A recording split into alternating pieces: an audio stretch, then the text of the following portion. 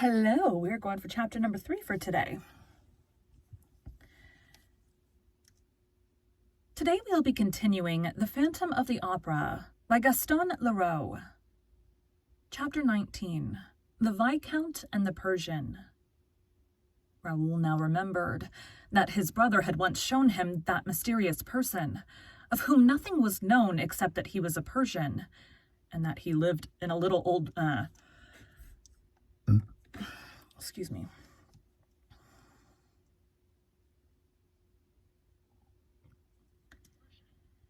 that he lived in a little old-fashioned flat in the Rue de Rivoli. The man with the ebony skin, the eyes of jade, and the astrakhan cap bent over Raoul. "I hope, Monsieur de Chagny," he said, "that you have not betrayed Eric's secret." "And why should I hesitate to betray that monster, sir?" Raoul rejoined haughtily, trying to shake off the intruder. "Is he your friend, by any chance?" "I hope that you said nothing about Eric, sir, because Eric's secret is also Christine Daae's, and to talk about one is to talk about the other." "Oh, sir," said Raoul, becoming more and more impatient, "you seem to know about many things that interest me, and yet I have no time to listen to you. Once more, Monsieur de Chagny, where are you going so fast?" "Cannot you guess? To Christine Daae's assistance." "Then, sir, stay here, for Christine Daae is here." "With Eric?" "With Eric." "How do you know?" "I was at the performance, and no one in the world but Eric could contrive an abduction like that." "Oh," he said with a deep sigh, "I recognize the monster's touch." "You know him, then?" The Persian did not reply, but heaved a fresh sigh. "Sir," said Raoul, "I do not know what your intentions are, but can you do anything to help me? I mean, to help Christine Daae." "I think so, Monsieur de Chagny, and that is why I spoke to you." "What can you do?" "Try to take you to her, and to him." "If you can do me that service, sir, my life is yours. One word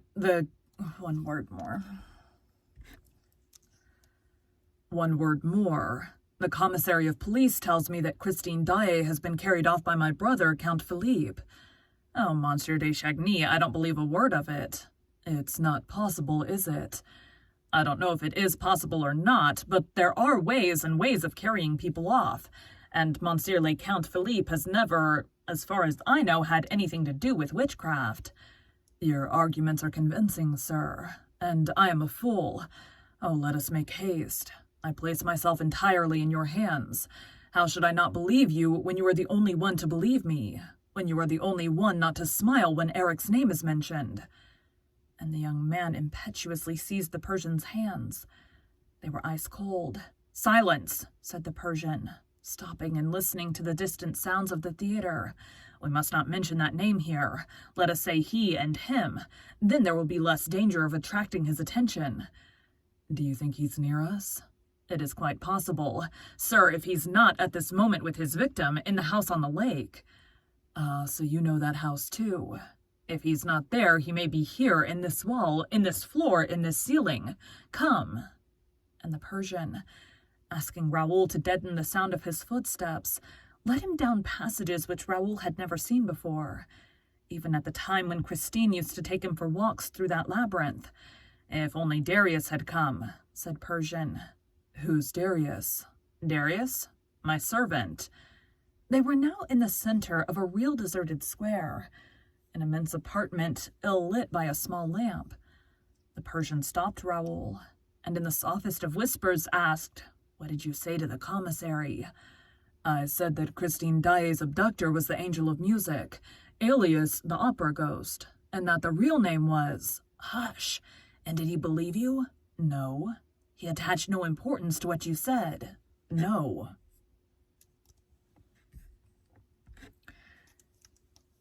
"He took you for a bit of a madman?" "Yes." "So much the better," sighed the Persian, and they continued their road. After going up and down several staircases, which Raoul had never seen before, the two men found themselves in front of a door which the Persian opened with a master key. The Persian and Raoul were both, of course, in dress clothes, but whereas Raoul had a tall hat, The Persian wore the astrakhan cap, which I have already mentioned. It was an infringement of the rule which insists upon the tall hat behind the scenes. But in France, foreigners are allowed every license. The Englishman his traveling cap, the Persian his cap of astrakhan. "Sir," said the Persian, "your tall hat will be in your way. You would do well to leave it in the dressing room." "What dressing room?" asked Raoul. "Christine Daae's." And the Persian, letting Raoul through the door which he had just opened, showed him the actress's room opposite. They were at the end of the passage, the whole length of which Raoul had been accustomed to traverse before knocking at Christine's door. "How well you know the opera, sir?" "Not so well as he does," said the Persian modestly, and he pushed the young man into Christine's dressing room, which was as Raoul had left it a few minutes earlier. Closing the door, the Persian went to a very thin partition that separated the dressing room from a big lumber room next to it. He listened and then coughed loudly. There was a sound of someone stirring in the lumber room, and a few seconds later a finger tapped at the door. "Come in," said the Persian. A man entered, also wearing an astrakhan cap and dressed in a long overcoat. He bowed and took a richly carved case from under his coat, put it on the dressing table, bowed once again, and went to the door. "Did no one see you come in, Darius?" "No, master." "Let no one see you go out." The servant glanced down the passage and swiftly disappeared. The Persian opened the case. It contained a pair of long pistols. "When Christine Daae was carried off, sir, I sent word to my servant to bring me these pistols. I've had them a long time, and they can be relied upon." "Do you mean to fight a duel?" asked the young man. "It will certainly be a duel which we shall have to fight," said the other, examining the priming of his pistols. "And what a duel!"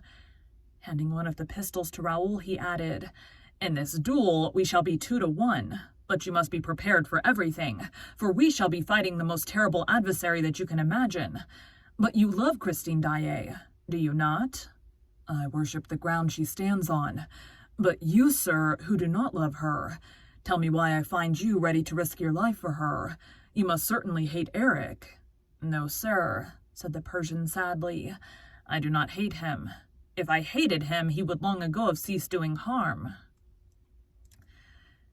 "Has he done you harm?" "I've forgiven him the harm which he's done me." "I do not understand you. You treat him as a monster. You speak of his crime. He's done you harm, and I find you in the same inexplicable pity that drove me to despair when I saw it in Christine." The Persian did not reply.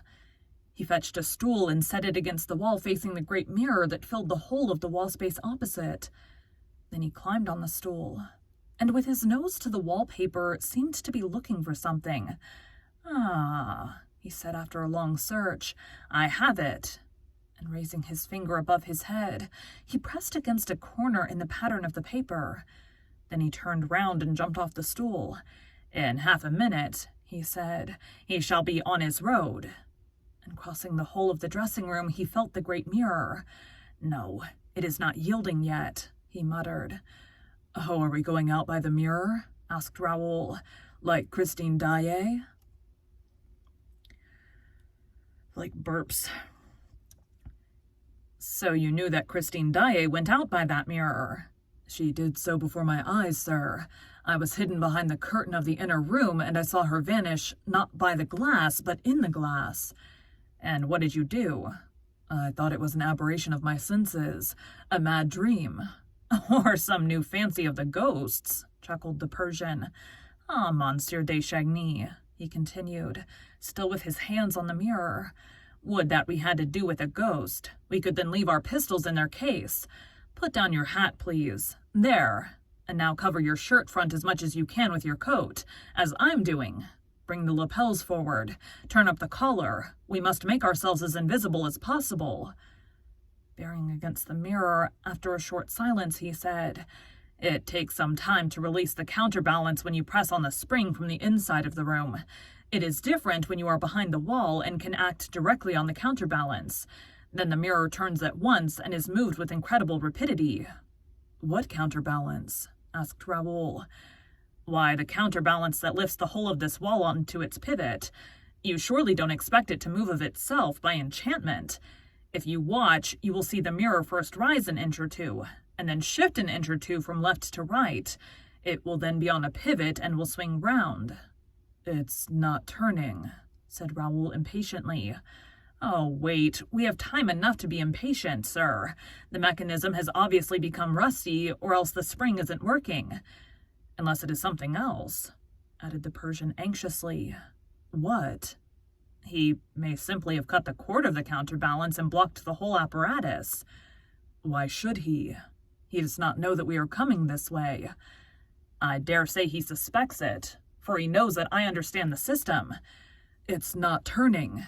And Christine, sir, Christine, the Persian said coldly.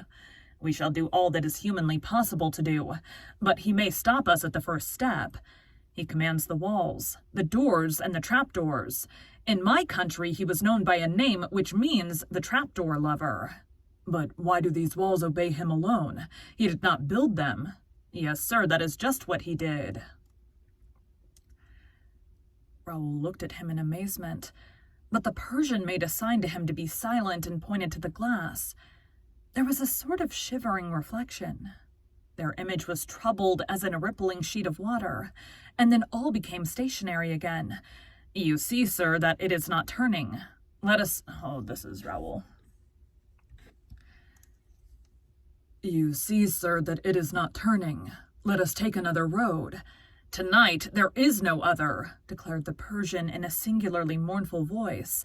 And now, look out and be ready to fire. He himself raised his pistol opposite the glass. Raoul imitated his movement. With his free arm, the Persian drew the young man to his chest. And suddenly the mirror turned. In a blinding daze of crosslights, it turned like one of those revolving doors which have lately been fixed to the entrances of most restaurants. It turned, carrying Raoul and the Persian with it, and suddenly hurling them from the full light into the deep...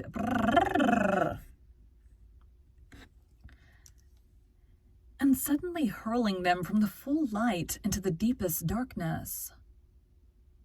I was going to do an audition. That is not going to get done this morning. I have 1 minute till work. Thank you for joining Bite at a Time Books today, while we read a bite of one of your favorite classics. Again, my name is Bree Carlisle, and I hope you come back tomorrow for the next bite of The Phantom of the Opera. It is 9 o'clock. Boop. All right, time for me to work, and then I'll be back. I'll probably get there's a book that I really want to audition for. And I may just see how long the audition piece is, because I may just knock it out right now and then work immediately after, because it's been up for a while and I'm always afraid if I don't. I mean, clearly I haven't done it and it's been up for a while, so it is what it is, but I'm always slightly afraid that it's gonna go away before I get a chance to do it. Let me see how long this...